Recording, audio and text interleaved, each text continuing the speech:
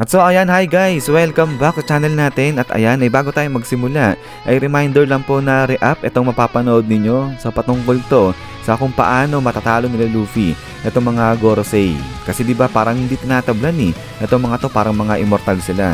So tignan natin yung way para talunin itong mga to. So kaya ayan, kung napanood mo na itong video natin na to, ay syempre pwede mo nang skip yan. At finally, sa mga nagre-request at naghahanap po sa inyo ng solo leveling, sa mga may gusto na manhwa series natin to, ay sinisimulan ko na po yan doon sa may Facebook page natin. Ayan. So nakaka-4 na episode na po tayo. At ayun, tinutuloy lang natin kung saan natapos dun sa may anime at idadire-diretso na nga natin yan hanggang sa ending. So yung link pala niyan, nandito lang sa may comment section saka sa may description. So pakicheck na lang guys at pakifollow na lang guys itong si Facebook page natin. So yun lang naman at ulit maraming salamat. So huwag na natin patagalin pa. Simulan na natin yan. At so dito nga muna tayo magsisimula sa mga elders natin dahil sa mga nakalipas na chapter ay ipinakilala nga ulit sa atin ni Oda itong mga 5 elders natin. At ipinakita niya na rin kung ano yung mga demon form o yung awakened form ng mga to. Pero, ang kakaiba lang dito dahil sa name card o sa title card ng mga 5 elders natin ay hindi isinama ni Oda kung ano yung mga devil fruits na nakain nila. So alam naman natin na itong si Oda, kapag nagpapakilala siya ng mga characters ay isinasama niya kung ano yung mga devil fruits na nakakain nito, kung nakakain ng devil fruits yung character na to. Pero itong mga 5 elders ay wala kung mapapansin nyo. Pero ang inilagay ni Oda ay kung ano naman yung pangalan ng mga demon form nila o nung awakened form nga nila. So nandiyan nga itong Gyuki, itong Itsumade, Hoki, itong Sandworm at Bakutsu. So ito lang yung nakalagay dyan nga sa title card o sa name card ng mga 5 elders natin. So kaya ngayon, ang sinasabi nga na baka hindi talaga nakakain ng devil fruit etong mga 5 elders natin. Kung hindi, etong 5 na to ay talagang creature yan na nagmula mismo sa impyerno. At so kaya ngayon ang tanong ay may impyerno nga rin ba dyan sa mundo ng One Piece natin? Nag-e-exist ba yan? So para sagutin ito ay balikan nga natin itong summoning na ginawa nga dyan kay Brook. So alam naman natin na itong Harahitanya people ay tinatry nga niyan na isamon si Satan, pero etong si Brook yung lumabas. At dito nga pagkalapag ni Brook dyan ay agad-agad yan sinabi na kailangan niyang bumalik dun sa mga kasamahan niya. So referring kala Luffy. At so kaya ang tanong ngayon dito bigla ng mga tao kay Brook ay babalik daw ba siya ulit doon sa may hell? So meaning ay dito sa mundo ng One Piece natin ay talagang nag-e-exist din yung idea na merong hell. At so now ay going back dito sa mga Gorosei natin ay posible nga na itong 5 na to talagang creature na nanggaling dun sa hell. Kaya yung tinataglay nilang physical attributes ay ganun na lang katindi na parang di nga sila tinatablan ng mga normal na atake lang. At eto nga, hindi sila tinatablan din ng apoy. So parang di sila natutupok dyan. At nabanggit pa nga dito ni Luffy na ano tong 5 na to, mga immortal ba yan? At kung matatandaan nyo pa ay di ba nabanggit din ng mga higante natin na wala silang alam na race yung may ganyang klaseng kapangyarihan.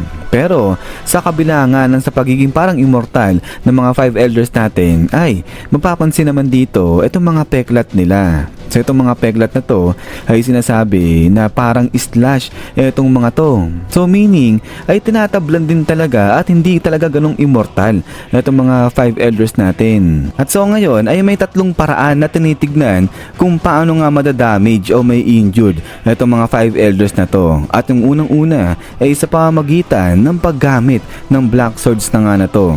So sinasabi na posible nga na itong mga peklat ng mga 5 elders natin ay dito nanggaling yan sa black swords na nga na to. Kasi alam naman natin na itong mga black swords ay so far ayan yung pinakamalakas na espada sa mundo ng One Piece natin. At pinaniniwalaan din na itong mga black swords na to ay nagtataglay ng mga hell force o hell energy, kaya ganoon na lang yan kalakas. So kaya nga sinasabi na mukhang dyan nanggaling itong ang peklat ng mga 5 elders. Pero di naman sinasabi na etong si Mihawk yung nakapagbigay ng peklat sa kanila. So ito makes sense kasi if ever man na etong ang mga 5 elders natin ay mga creature na nagmula sa hell ay talagang di sila tatablan ng ganung mga normal na pag-atake. At ang kinakailangan ay isa talagang hellish na pag-atake o hellish na lakas para nga tablan etong mga to.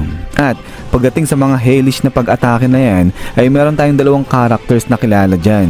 At ang unang-una na nga dyan ay etong si Zoro at yung pangalawa ay etong si Sanji Boy na nga natin. At so dito ay alam naman natin na talaga may pagka-hellish yung pag-atake ng dalawa na to sa sobrang lakas nga niyan. At kung pagbabasihan pa nga yung mga kung paano nila pangalanan yung kanilang mga pag-atake, ay masasabi natin na associated etong dalawa somehow dyan nga sa Hell. So yung kay Zoro pa lang yung tawag sa pangalan ng kanyang atake ay The King of Hell 3-sword style. Habang dito kay Sanji ay meron nga siyang atake na kung tawagin ay Hell Memories. Pero kung iisipin ay parang hindi aksidente na natutunan talaga ng dalawa na to o na-develop nila yung ganyang klaseng pag-atake, yung mala sa demonyo nga. Kasi parang dito pa lang ay pinapakita lang ni Oda na kailangan nila yung mga ganyang klaseng pag-atake para matalo yung mga 5 elders. Pero ganun pa man rin, kahit sabihin natin na hellish nga yung tinataglay ng pag-atake ng dalawa na to, ay hindi pa rin yan ganun magiging madali. Kasi nga alam natin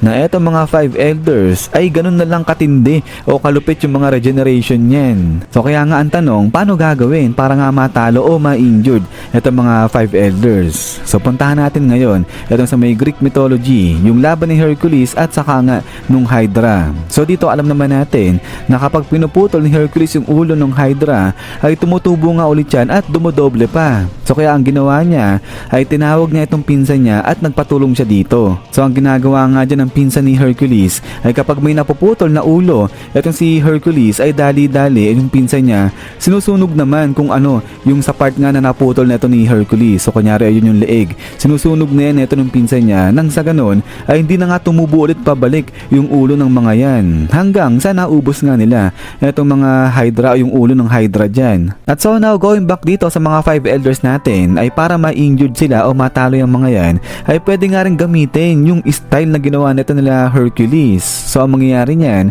etong si Zoro siya yung atake o yung magpuputol-putol dyan nga sa mga 5 elders na yan, habang dito sa kabilang banda etong si Sanji siya naman yung magsusunog doon na sa mga part na kung saan inatake naman neto ni Zoro.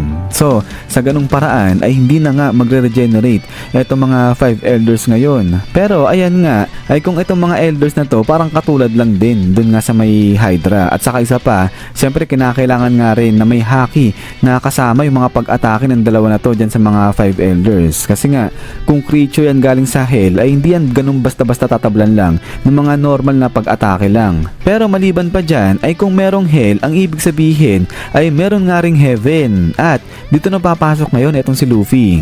So dito ay sinasabi naman na etong si Luffy siya naman yung nagtataglay ng heavenly power. At kapag na-unlock na nga ni Luffy etong kanyang heavenly power ay magagawa niya na nga ring ma-damage o matalo etong mga 5 elders ngayon. At then after nga nyan is yan guys, so hanggang dito lang etong video natin. At ayan ay medyo malupit-lupit din etong theory na to. So if ever nga naman na etong mga 5 elders ay creature yan from Hell, para matalo yung mga yan ay dapat nga mala sa demonyo ka nga rin o yung lakas na tinataglay mo. At kung hindi naman mala sa demonyo ganyan o may attribute nga ng Hell ay yung sa opposite, yung sa may heavenly power naman nga yung kinakailangan mo. At so ayan ay kayo ba sa tingin nyo eto nga ba yung paraan para matalo o ma-injured etong mga 5 elders natin dyan? So pa-comment lang sa baba kung ano yung mga reaction ninyo. At ayan ay ulit ay maraming salamat sa panonood dito kay One Piece natin. So huwag niyo pala kalimutan na mag-iwan ng like kung matripan nyo. So yun lang naman, so lagi mag-ingat, God bless niyo lahat at kita-kits tayo ulit.